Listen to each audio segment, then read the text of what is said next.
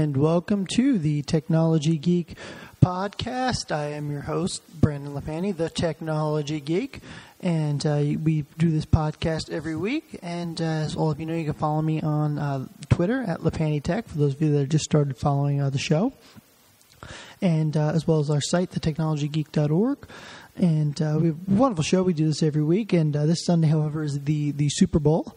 And I'm not going to lie, I am not a huge football fan, but I know a lot of our listeners out there are, so I know a lot of people be looking for the commercials and all that type of stuff. And I know myself, I even enjoy the GoDaddy commercials and stuff like that, the tech commercials. And this is obviously, I know a lot of people that just watch the Super Bowl, for the commercials. So, but like I said, I don't know what team you're rooting for, but I hope your team wins, whoever you're rooting for. Like I said, I won't be watching it. I'll probably be at the gym at that time. But again, I know a lot of fans that do enjoy it and do watch it. So I hope you enjoy yourself this evening. A lot of things going on in the tech news this week. A lot of security news and stuff like that.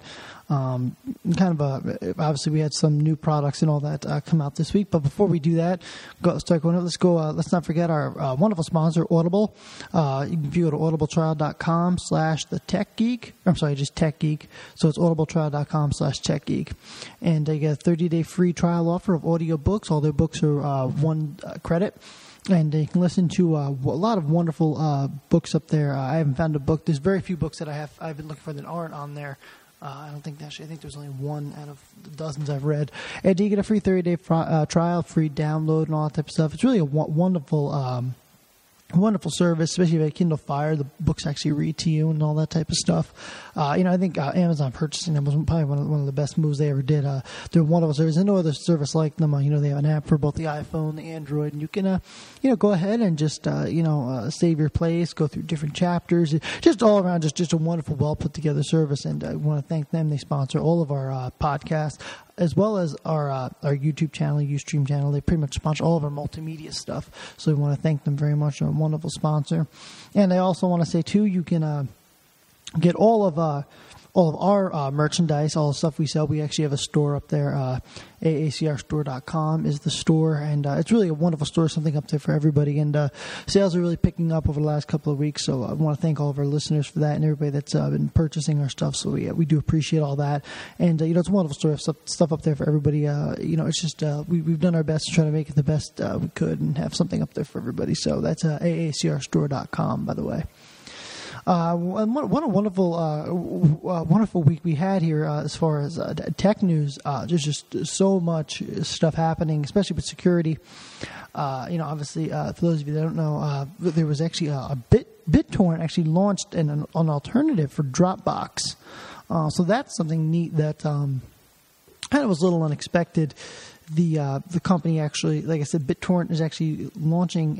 It's pretty much going to be just like Dropbox, to the seed on the servers and all that type of stuff. It's quite an interesting service that they're coming out with. It was announced Friday. It's going to be a free public service. It's going to be called BitTorrent Sync, and like I said, allows users to securely backup and sync files over the web using the BitTorrent platform. Unlike services like Box or Dropbox, the BitTorrent Sync pretty much going to store files on remote servers. Like I said, kind of like seeding. And, there's no storage limits, and it's very, very fast. Most of you know BitTorrent is very, very quick, which is one of the big advantages of using that service. A lot of Linux distros like Backtrack and actually Slackware actually just distribute their ISOs via BitTorrent. So it's a wonderful tool, and it'd be really interesting to try that. I have not tried it yet. It hasn't officially opened, but it was announced the other day. So the other thing that I wanted to also bring up, we actually had another monumental day, and I don't know how many of you remember this, but I do, is we actually had the 10th anniversary of the SQL Slammer virus on January 25th. I don't remember if that if you remember, but 10 years ago, there was a new worm that took the internet by storm, affecting thousands of servers running Microsoft SQL Server, and the software. It was affecting. It seemed like it affected something new every minute. The worm, which was known as SQL Slammer, eventually became the fastest spreading worm ever in history. and how to change the way Microsoft approached security and kind of reshape the way researchers handled, exploit code and all that type of stuff for SQL. So, it's wonderful. I don't want to say it's a wonderful thing, but it's wonderful when dates like that are remembered. And a SQL Slammer might have been just as popular as Conflicker or even Blaster. Might have remembered. And I don't know if a lot of people know this, but I was talking to a guy. I was in the field. I was just kind of getting my feet wet in the industry at the time. And a guy I was talking to who worked at Microsoft said that Service Pack 2 actually was supposed to include more than what it did, but a lot of the programmers got pulled off to work on the Blaster virus. And then when this happened, the same situation happened. Microsoft had to pull off a lot of the developers for other things, and some of their products were late getting out because of that. But it was nice. I just wanted to bring that up. I don't remember how many people remember it, but if you were around and you remember the date like I do, it was pretty widespread. So the other thing that was kind of neat was there's a thing called Trojanized. Was it? SSH Daemon. It's in the wild, sending passwords to Iceland. This is something that was just discovered the other day. Like I said, there's a lot of security news this week, folks. It just seems to be a week for security. There's no secret that SSH binaries can be backdoored, but interesting to see that there's something called the Trojanized, which is a version of a daemon that's found on the internet, and the binary not only lets the attacker log on to the server, it also has a hard-coded password. The attacker is also granted access, so if he or she has the right SSH key, the backdoor also logs all username and passwords, and actually can allow the person affiliated with affiliated with the person to then log in, and then actually the information is actually then sent to Iceland. So it's like sending. It's actually then sending information to a server hosted in Iceland. So a new virus out there right now. So we'll see how that all plays out. Hasn't been much more information on it. I'm not sure what's going on with it, but the other thing that, speaking of security, is Julian Assange, of course. He was talking about the WikiLeaks movie, and apparently he's actually going to leak he apparently has leaked the script to the movie. I guess I'm not sure if he's against it or not against it. He hasn't been been very vague on it, but apparently he leaked the script to the movie. So that's something too that's came out this week that I thought was kind of interesting, and I'm sure he'll get royalties from that. And I mean, that guy is somebody, he's basically been living at that embassy for how many? I mean, he spent how many countless holidays there? I mean, he's been living at that embassy, and I don't think he's going to leave anytime soon. So, it's. WikiLeaks says, it is a shady site. They were tricking people into leaking information to them, way back when. But now I think, the site's still up. It still keeps, for some reason, dropping back into relevancy. And I don't know if it's going to be, I don't know what's going to happen to him. But, America hasn't said they're going to do anything to him yet. But, they're saying what he does could be charged as treason. He could face a death sentence. So we'll see. He's been living at that embassy, and it'd be neat to see what happens to him. If he should ever leave that embassy, so we'll see what happens with that. But they are coming out with a WikiLeaks movie. I'm not sure how popular it's going to be, but it is going to be released. I believe it's going to be the same guy that's doing the Jobs movie right now, so we'll see what happens. The actual director, he's done the Social Network, Jobs movie, and the WikiLeaks movie, so apparently he must be a big technology enthusiast. One of the other things too that I guess I wanted to point out as well is.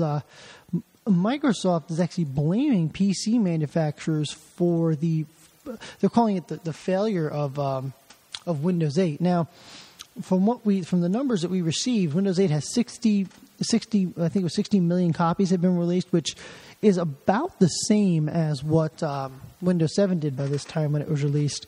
But I guess what the interesting thing with that is they're not saying whether that's people upgrading it or whether that's people downloading it. Now I know, and I'm going to guess probably it's mostly been people buying new machines, because obviously probably the majority of people don't upgrade their OS; they just wait to buy a new computer. But the other thing that'd be neat to see is Microsoft's supposed to be ending that deadline and saying, okay, no more $40 downloads. I wouldn't be surprised if they extended that, and we'll see what happens with that. But one of the things that Microsoft actually from what I've read is Microsoft's they've been talking to PC manufacturers. The reason behind the failure of Windows 8, Microsoft's frustrated with the major OEMs who didn't build nearly enough for the touch screens. And that's another thing too. It's a touchscreen OS. There's not a lot of touchscreens out there. You really can't use it with a mouse. And PC manufacturers hit back saying that they don't want to be saddled with the huge costs of unsold units, as well as the huge cost of creating a touchscreen unit. Claiming that customers are actually avoiding high-end touch products, which were available, instead bought lower-end cheap laptops. While Microsoft, isn't blaming itself for the failure, but it's blaming the PC manufacturer itself. And, I don't particularly believe that, Surface didn't really sell that well. So I don't know if I truly believe all that. But PC manufacturers claim that, the touch, it's a problem. And, a lot of the touch systems did receive a lot of bad reviews. The other thing is, Microsoft was able to, enter the low specification end of laptop market with, cost advantages, making it difficult for, former partners such as HP and Dell. We've talked about how some PC manufacturers such as Dell have failed to failed at just working with touchscreen in general. Samsung and Android, they've got some of the best selling Chromebooks. So Asus, with their successful Asus tablet, it's just Microsoft's just really, really late and just doesn't have the support from the manufacturers, hardware manufacturers that they need. I don't know if I blame completely the hardware manufacturer, but I think there's definitely some problems that Microsoft has to address, and they haven't done it yet. We saw they wanted to do a buy into Dell. We see that. I don't think that's going to happen now. But with this whole information from Michael Dell, Michael Dell, says that he's going to, put some of his own money in just to prevent, Microsoft, he reported planning to spend. I actually have this bookmarked as an article we need to talk about. The Dell founder, obviously Michael Dell is looking, spend $1 billion of his own funds to regain control of the company, and he's even talking about possibly taking it private just so Microsoft doesn't get it. So it'll be interesting to see what happens with all that. But I don't know if I blame that. The other thing is talking about Microsoft. Office 2013 released. That was a little bit confusing. Office 365 is in the cloud, and you have Office 2013, which is going to be standalone. But again, if you buy the standalone version, Microsoft said you won't get updates, and I'm curious those security updates or what it is. It's very interesting to see what their plan is, because if you buy a product and don't get security updates, you don't get any. It's one thing to not get product updates. New features and all type of stuff. But it's another thing to not get security updates and stuff like that. And Microsoft has been very vague on what they're going to do with their updates if you buy it instead of renting it, off of their site for $99 a year. So I'm very curious what they do with that, and I'm going to watch that very closely myself. See what Microsoft actually does with that. The other thing too, and one thing I wanted to talk about too, is Bing also rolled out 5 apps for Office 365 in 2013, which is kind of interesting.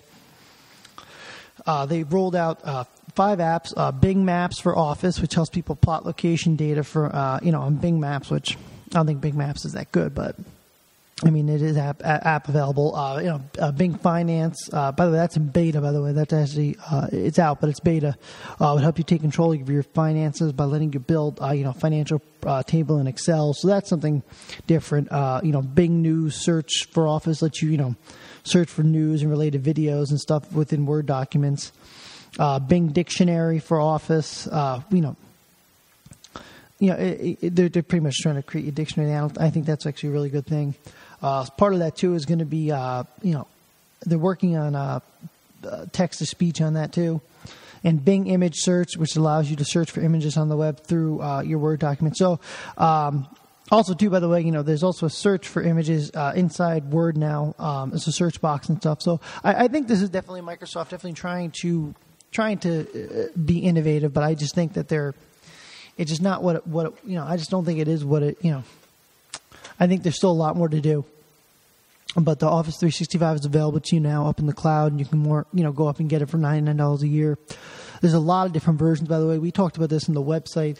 There's tons of different versions out there of Office, so you're going to have to pick which ones you want and go which one. There's a lot. There's university, there's student, there's professional, there's some home and small business, there's enterprise. I mean, there's so many different versions out there. 365, though, is going to be the one is for the home users, but there's also cloud-based versions for business, too, so you need to make a decision what you want to do with that. But, it's out there, and it's got a hefty price tag on it, too, so we'll see what Microsoft does with that. I'm very interested to see if they don't lower their price, if it doesn't take off, just to kind of suck people in. But Office is Microsoft's second biggest seller. I don't think they're going to have a problem selling that. I mean, they might have a problem selling Windows 8, but out there, I can guarantee they won't have a problem selling Office. So the other thing, speaking of things going on with companies, is this whole thing with Newegg, with this online retail thing they just won. I try to avoid talking about lawsuits and all that type of stuff on the show because I mean there's so much coverage of it. I feel it's not worth our time here. We try to talk tech, not talk law. But Newegg, and actually they were actually kind of against like more or less like a patent troll, says that they sold their patents. And the Newegg, apparently they went somebody went after them, saying that the way they do handle their cart is what was infringing on their patent. And then basically what was saying, and I have notes for this taken now. Basically, Newegg, they said the way they handle their checkout is basically an infringement on their patent, and the ruling actually,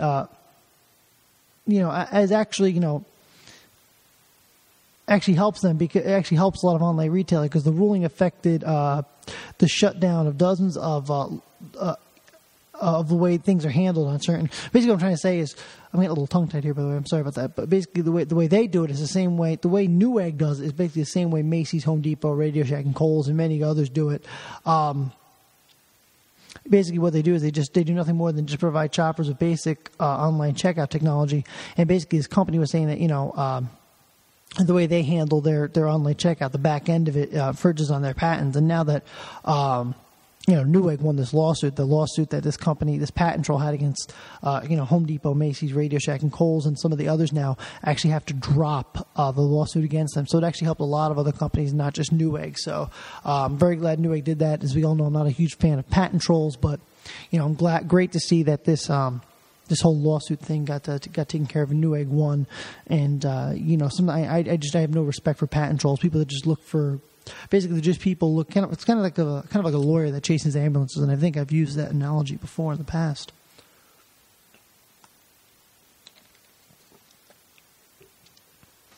Let's see, what else do we have? By the way, New York Times got targeted by Chinese hackers when they went after. I guess it was a reporter's information online.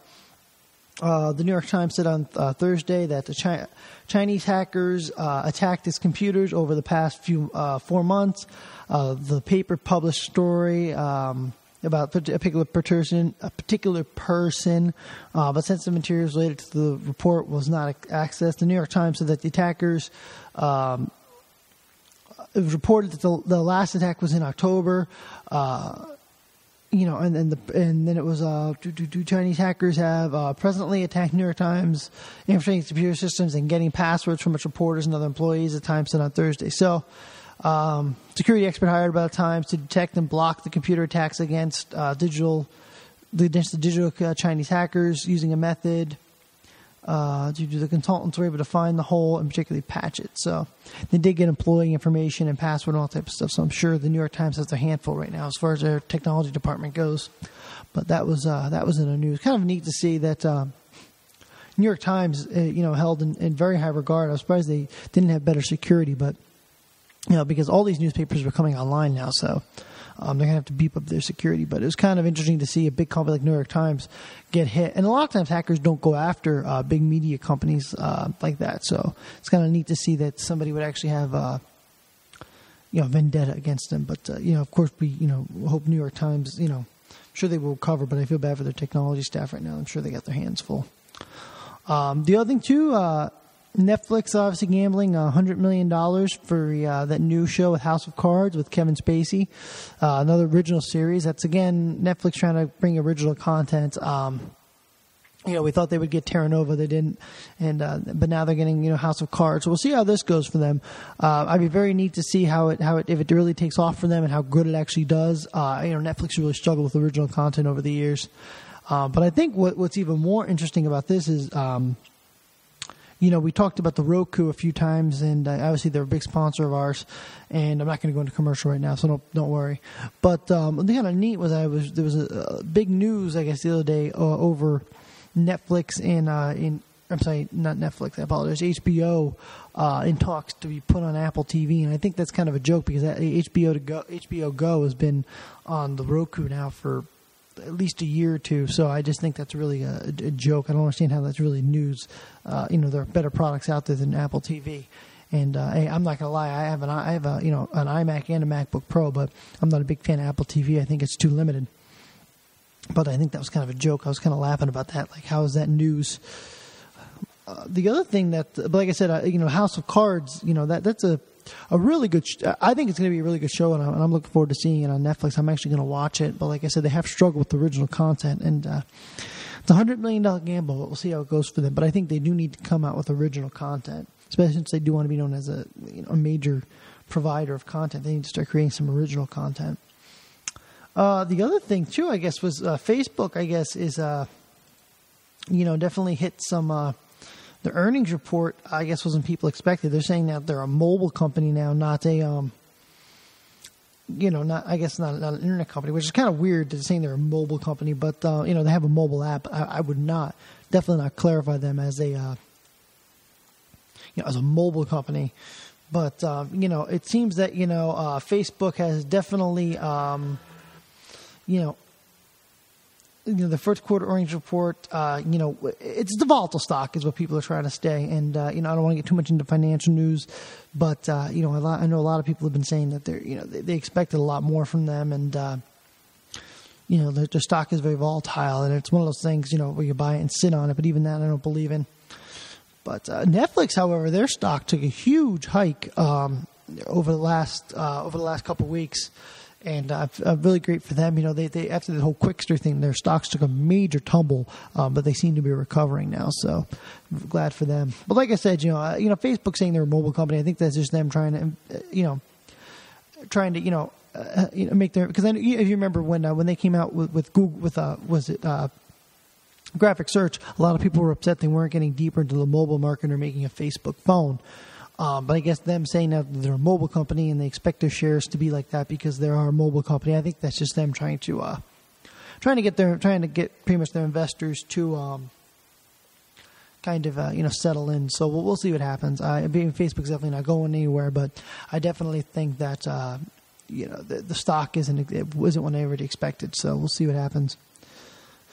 One of the other things that was kind of I thought was really interesting was Mozilla getting some press over this whole situation with them saying that they are recognized as the most trusted internet company for privacy, and I believe that they do have a lot of great plugins and all that allow for ad blocking, no script. They have Google Search add-in, which pretty much allows you to have anonymity on searching Google. So they are really a great browser. Lately, the browser's been a little on the sluggish side. I'm not sure why, but I'm sure they're working on it. I'll just read the post from you. I'm very happy to share that Mozilla has been named the most trusted internet company for privacy in 2012, according to a study performed by the Phenom Institute. The findings were released, and apparently Mozilla's as far as Mozilla looks forward to as much as a data privacy data. The study surveyed that more than 10,000 customers in the U.S. and after all the numbers crunching, Mozilla ranked highest in the internet and social media industry. We have also made it to the top 20 listing of all companies.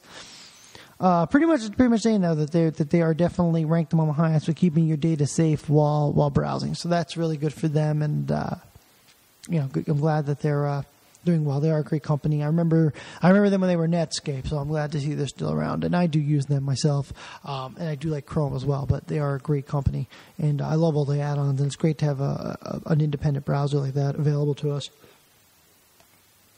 They're definitely much better than Opera.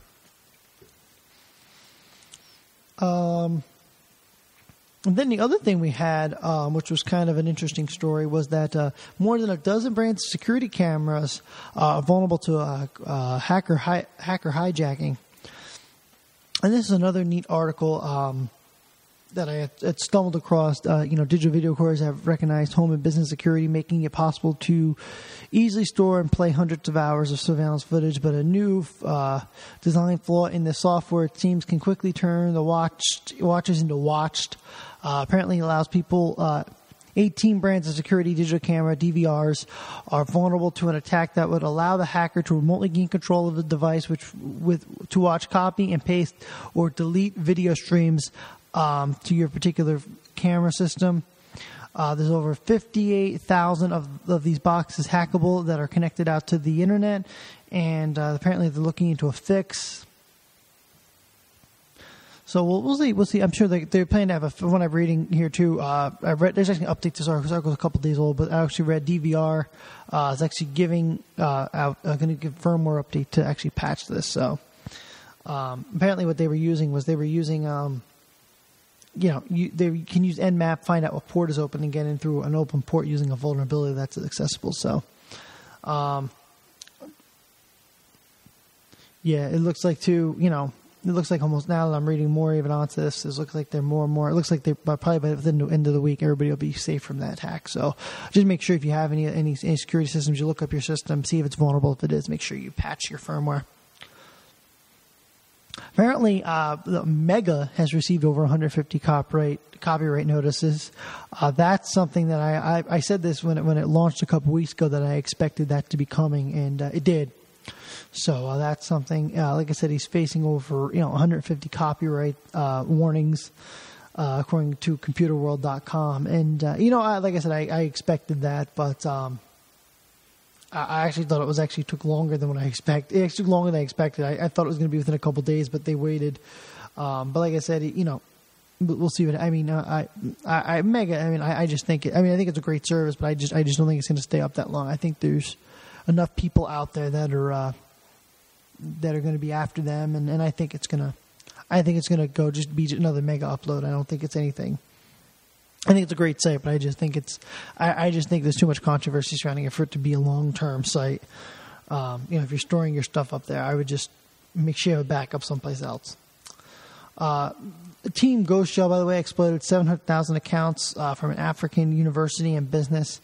Team Ghost Shell obviously, attacked again. That they were supposed to attack before the end of the year, but they didn't, and now they're attacking now. So it was, it's one of those things where they're on a, and obviously they dumped all the stuff in Pastebin like they always do, but obviously we all expected that.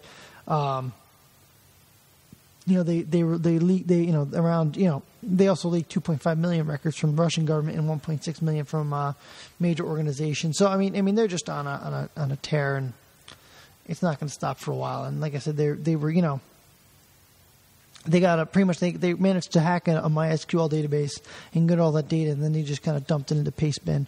So again, that's something they said they were supposed to attack for the end of the year, they didn't. So everybody's just been waiting for an attack to happen. So apparently, though, that Russian hacker, it looks like he's going to be spending. He was charged with infecting millions of computers with viruses. Looks like he's going to be serving some time, according to an article I was reading. He was actually charged with. It wasn't him; it was a bunch of other people, by the way, that was charged as well, and he could be facing like 100 years in prison. So, that's something that it's him and like 5 other guys. So they're going to be spending quite a while in prison, and it doesn't look like they're going to get pardons or anything like that. So, the other anonymous obviously attacks and defaces the U.S. United Sentencing Commission website after that. So, that was kind of, I think, in response to what happened. So, when stuff like this happens, it just, it was in response to what happened. And, that's just, they also released the video and all type of stuff. And they're also saying, too, they're also attacking the United States Department of Justice, also, too, in respect of Aaron Swartz. So, they also said they got, decrypt, they also got distributed encrypted government files and claimed to, have gotten away with keys to certain things.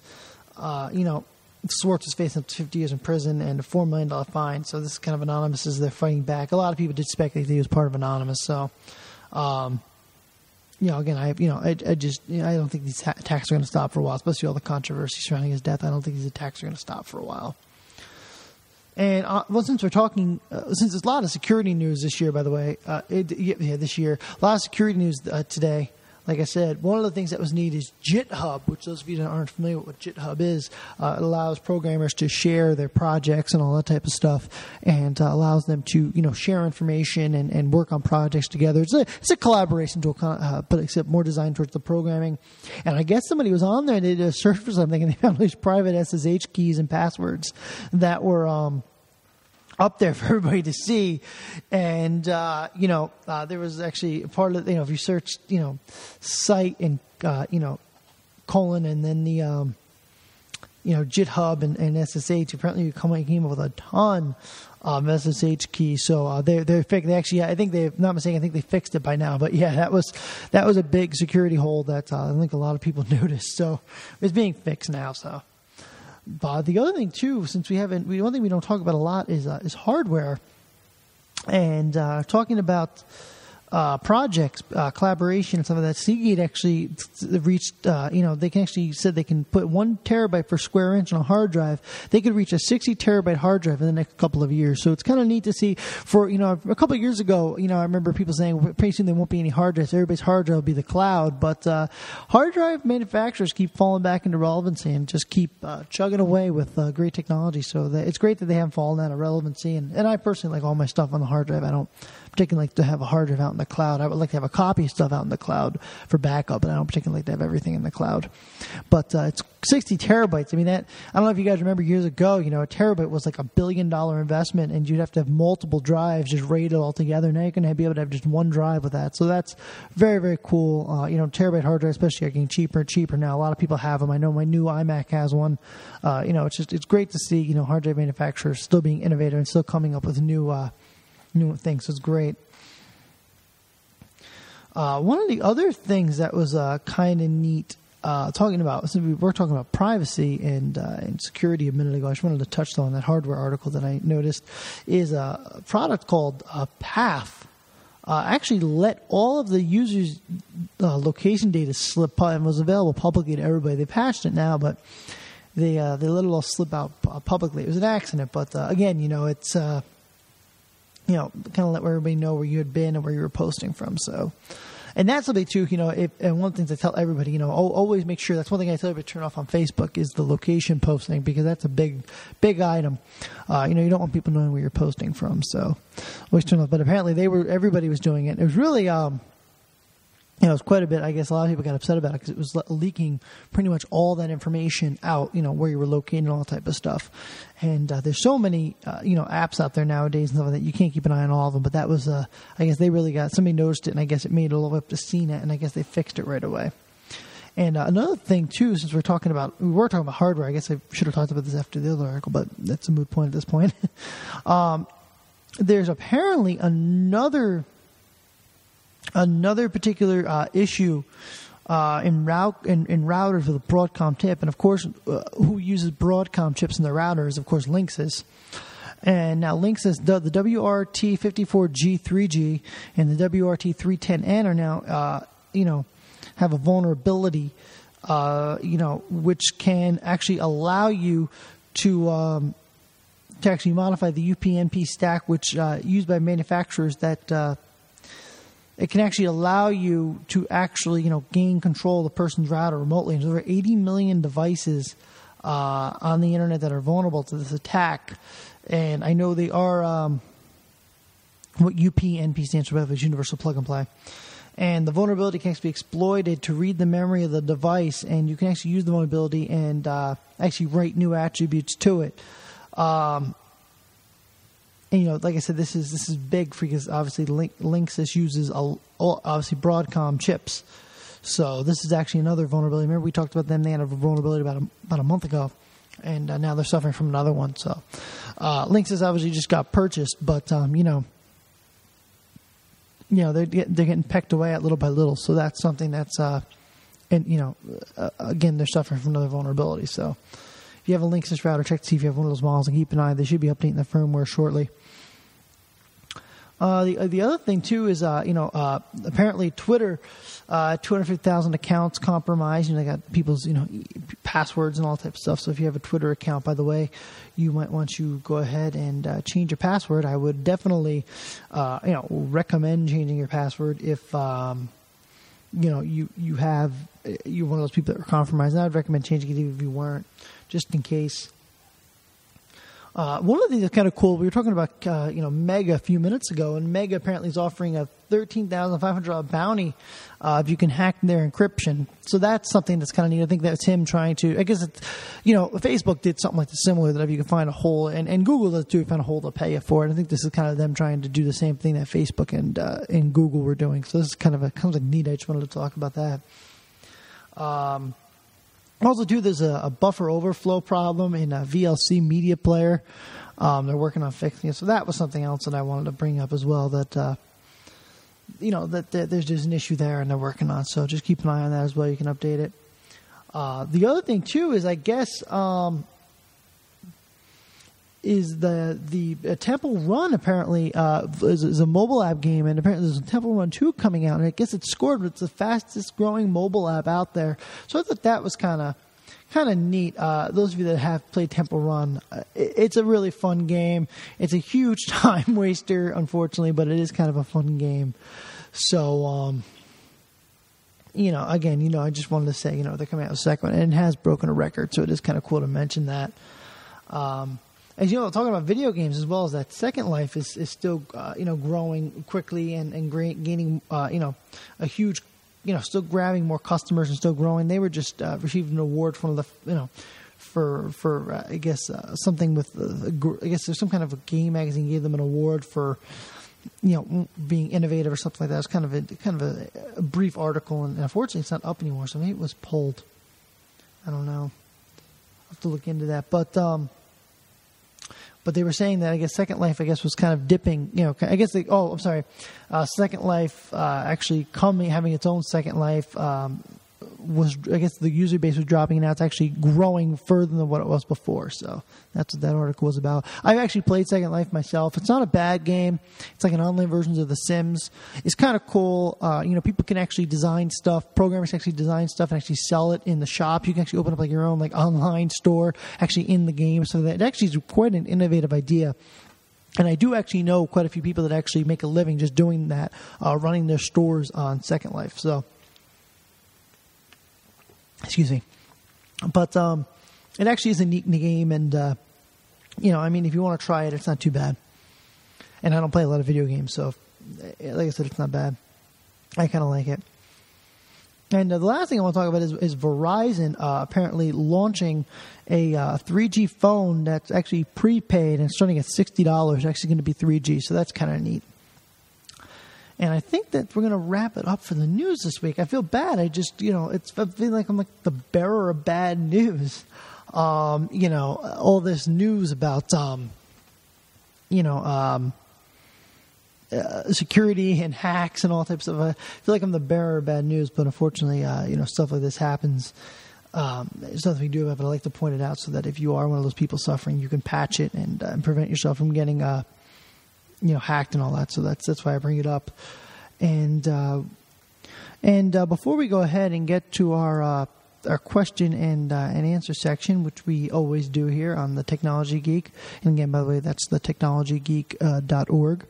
And I want to point out our sponsor, Roku, a wonderful sponsor at Roku. Go to our site, the click on sponsors, and click on the Roku. You can get a Roku $59.99. for your first purchase. Wonderful product, by the way. You can watch HBO on the go, Hulu, Netflix. There's a channel for everything on there. Like I said, Twit, Prison Planet, any of them. Everybody has a channel on the Roku, and it's such a wonderful device. And I recommend it to anybody out there that's looking to buy a media device to go ahead and get a Roku. They're really definitely worth the $59.99. Like I said, if you click through on our site, we get the credit for it, and we'd appreciate that. And like I said, this is a question and answer section for our Technology Geek podcast, episode 12. First question I have is, how can I fix a corrupt virtual hard disk? Virtual hard drives are just like regular hard drives.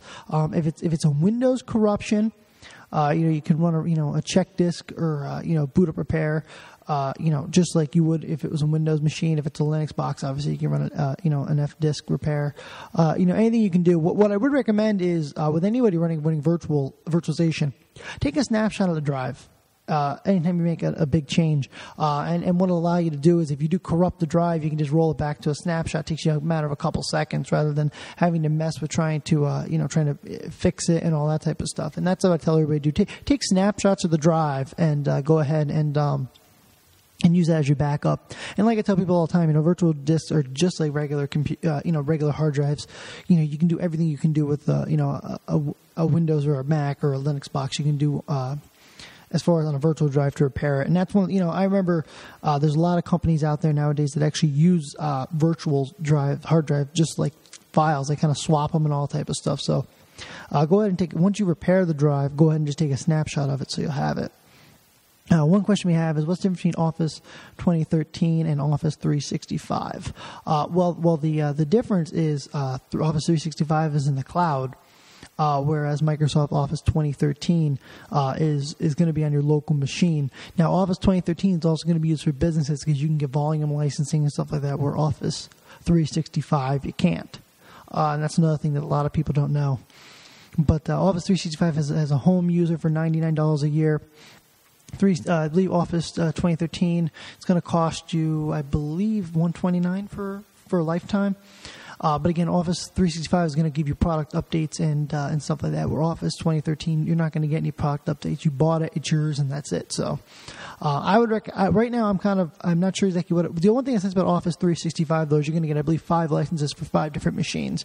Whereas Office 2013, I don't believe you're going to, unless obviously you're a business and you buy the volume license. So I would recommend going with 365 if you really want to. The next question, which is kind of an interesting question. How can I scan text into my computer? That's actually a really good question. I actually did do some research on this question before we came on the air because I wanted to, to have a good answer for you. And what you can do is there's programs out there. There's a free one. It's called Free-OCR, and it actually allows you to scan like 10 pages per hour into the computer. There's other ones called ORC-AD. They're open source. ABYY, obviously you get a free 15-day trial. There's also another one called Omnipage, which you can get it for like $55 off Amazon. And what you can actually do with that is you can actually scan the documents into the computer, and then it'll actually convert them into actual text. Now, you're going to have to do a little fix-up. I mean, it's not flawless, but it'll definitely help you out so we don't have to retype everything. I know I've had people that have actually called me and said, I have to retype everything. What I would recommend, too, is always, especially if you're doing a lot of especially authors and publishers, I tell them this all the time, always print out a hard copy of it and put it in a fireproof safe or something. So if you do lose it, you can always scan it back in using a program like this. So that's what I would recommend for that. How do you fix a failed Android update? If you have a backup of the Droid, I would recommend just wipe the drive clean and just reinstall the Android OS on it and do all the updates. That's what I would recommend with that. There's not a ton of stuff you could do with something like that when you have a failed update. Most of your stuff gets saved in the Gmail app anyway, so you don't have to worry. If you wipe your phone clean, you're still going to go to your contacts and all that type of stuff back. The other thing you could do is contact customer support. Maybe they might have an answer. Maybe you can give them the error and they can tell you what to do. That's another thing. I know it's painful to sit on support, but it's an option. It's something you could definitely do. That's what I would. A couple options you can do with something like that. Unfortunately, there's not a lot you can do with something like that except reinstall the phone or, like I said, call support. They might be able to help you out. I personally wouldn't bother. But I personally don't like sitting on support. I would just wipe the phone clean and just re-put my stuff back on it. That's what I would do. Especially the Android has a built-in function where when you get a new phone, you log in as your Gmail account, it re-downloads all the apps you had on your phone originally. So it wouldn't be a lot of work if you just wiped the phone clean. What do you recommend for Bluetooth for an iPhone? I like the Jawbone personally. That's the one I have. That's the one I use. It's a really great. It's a really great Bluetooth. I like it. It's got there's an older model which only has 4 hours of battery life, but now there's a new one you can get that has about, I want to say maybe 8 to 12 hours. 12 might be pushing it. I think it was 8 to 10 maybe. But I would recommend a Jawbone. It's even an iPhone because the Jawbone it was one of the first really good Bluetooths for the iPhone. So I would definitely recommend the Jawbone. You can get them on Amazon. They're relatively reasonable. You can get them on eBay as well. I personally would never get a used Bluetooth because it's in somebody's ear, but you can also get them on eBay. Maybe you get a brand new one on eBay. Don't buy a used one unless you're going to desanitize it. But that's what I would recommend was the Jawbone. That's always one I recommend. How can I get a copy of Microsoft Office, which I bought with my gateway installed on Windows 8? If it's OEM, you're not. There's not much you're going to be able to do with it. If it's like I said, if it's Windows. If it came with your gateway, there's probably something on the gateway that actually activated it, or a product key that was on the gateway when you reloaded it that allowed it to activate it. And if it came pre-installed, they might have sent you the disk in case you ever had to reinstall it, and the gateway would give you the code again. Yeah, that's probably not going to work. Yeah, I don't think that's going to work. You're going to really... but stuff like that, it's really, really tough. I'm not sure what part of Office you need, but, you can use Open Office or Google Docs if you need Office. I don't know. I'm not sure what particular parts of Microsoft Office you need, but you can use an open source or Google Docs. But when it's OEM like that on a machine, especially if it's an older gateway, it's not going to work on a new machine, unfortunately. Let's see. The next question is, how can I move iTunes to an external hard drive? If you just want to back it up, just copy your home music folder right over onto the external hard drive. iTunes isn't anything special. iTunes just kind of reads your music out of your music folder on your machine. So what I would do is just, instead of backing up the iTunes database, just copy all your MP3s off to an external drive, and that's it. That's all you need to do. It's easy as that. That's what I recommend for that particular issue. That's what I do for backup. I just copy them all to an external drive. What's the next one we have? I replaced a failed motherboard on my Dell desktop, and now I get a Windows Genuine Advantage. I replaced a failed motherboard on my Dell desktop computer, and now I get a Windows Genuine Advantage. Oh, okay. What happened is when you replace a Dell motherboard... See, Dell does something a little bit different than most drive manufacturers do, or most machine manufacturers do. They actually hard code the Microsoft product key onto the motherboard. So in this situation, if you replaced it with a different motherboard than one that came from Dell, you might be able to try that. Somewhere on the machine you should have an OEM product key. You might want to try that. That might help you. If not, you can try slmgr /rearm. Try rearming the OS and see if it finds the product key. That's another tough one. A lot of tough questions this week. That's going to be a tough one because of the way that they handle, because of the way Dell handles their product activation. They do that so that you can't copyright their products. That's why they do that. But again, like I said, you got a couple of options there, a couple of things to try. Either the OEM product key should work, or rearming the OS should work. Like I said, slmgr /rearm should work for you. There's a couple of things to try there. Try those few things and let me know how you make out. I might have. The other thing you could do is contact Dell support, and they might be able to help you, but they probably won't. Especially if you change it with a motherboard that's not theirs. The other issue too is, if you ordered like a parts machine off eBay and used the motherboard out of there, you might have an activation key for Vista or 7 or 8 on a XP machine. That could be an issue. Yeah, but the problem is you might want to check the BIOS and see what version of the OS is supposed to be on the box, and see if you can order the Dell disks with that version of Windows on it and load that version of Windows. So that might be a problem. You might be running, like say if you have Vista on your machine right now, you might have replaced it with an old motherboard out of a Dell that you ordered off the machine. The Dell might have had XP on it. You have an XP hard-coded key on it. So that might be something you might want to try. Yeah, go into the BIOS, see what kind of what version of OS you're supposed to have, and see then if that's the case, order the recovery disk for that version. That's something you could do. That would work. Let's see, we're winding down here to the last question. I have a 4W handheld with a loose screw rattling around. What should I do? Oh, this is actually a ham radio question. Oh, that's pretty cool. We haven't had one of them in a while. Yeah, by the way, those of you that don't know, I'm actually a big amateur radio enthusiast myself. I do like it. I've been into it for quite a while now. It's not bad. It's a good little hobby. It's a lot of fun. I'm actually part of a local club, and they do a lot, especially with emergency services and a lot of stuff that help with the community and all that. And it's really a wonderful hobby to be a part of. You get a technician class license. You can bounce around on the 2-meter bands and all that type of stuff. It's really a wonderful hobby. It's not an expensive hobby either. It's something definitely, it's very techy and something you might enjoy. If anybody's interested in it, send me an email. I can give you more information on it. If you have a handheld with a loose screw rattling around in it, you can open up the radio and look for the screw. Don't use a magnet, but you can open it up and look for the screw. That's an option. The other thing is, too, you could you can send it back to the manufacturer, but that's going to be expensive. If you're, what I would do, I was open up the radio and look for the screw. I'm not sure you got a loose screw in there. That might not be a loose screw. It might be like a loose connector or something off the board. You have to look. Unless you took it apart and dropped the screw in there, it's probably not a screw. It's probably one of the pieces off the board, a piece of plastic, or one of the diodes or something like that. So go ahead and dig around in there and see if you can find it. But take it apart, and just get that piece out of there. And the other thing is, too, if it's not really affecting anything, if you're not hearing a hum or a whistle or anything like that in the radio, you're probably not causing it's probably not causing any problem. If you don't mind listening to it rattling around, it's probably not causing a problem. You probably don't have to do anything about it, but that's what I would do with that.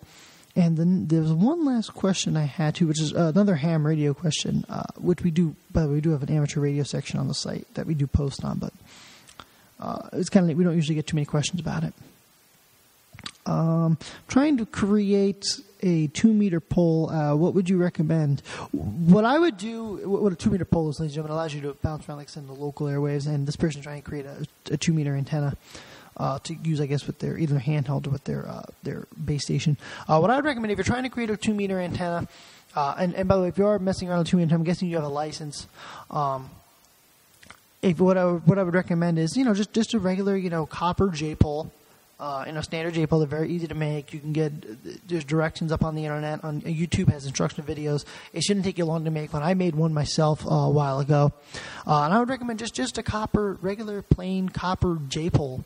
Will be fine for you to bounce around a 2-meter band. I know myself, I get about maybe 50 to 70 miles on my J pole, so it's definitely worth, definitely something that I would recommend you doing.